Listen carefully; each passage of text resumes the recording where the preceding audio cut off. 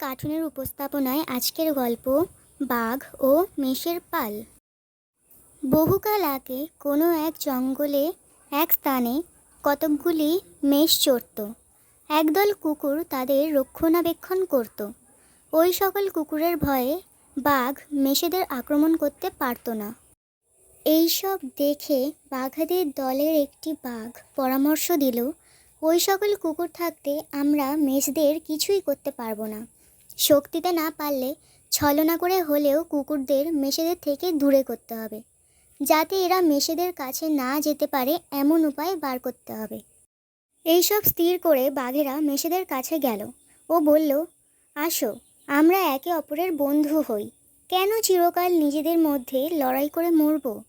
যেসব কুকুর তোমাদের রক্ষণাবেক্ষণ করে তারাই সমস্ত বিপদের মূল। তারা সবসময় চেঁচামেচি করে, তাতেই আমাদের ভীষণ রাগ হয়। তাদেরকে বিদেয় করে দাও, তাহলেই চিরকালের মতো আমরা পরস্পরের বন্ধু হয়ে থাকব। নির্বোধ মেষগণ এইসব কুমন্ত্রণায় ভুলে কুকুরদের তাড়িয়ে দিল। মেষরা রক্ষক শূন্য হতেই বাঘেরা আর দেরি না করেই মেষদের মেরে দিল ও নিজেদের পেট ভরল। এই গল্প থেকে আমরা এই জানলাম যে শত্রুর কথায় ভুলে নিজের শুভাকাঙ্ক্ষী বন্ধুকে দূর করে তার বিপদ নিশ্চিত।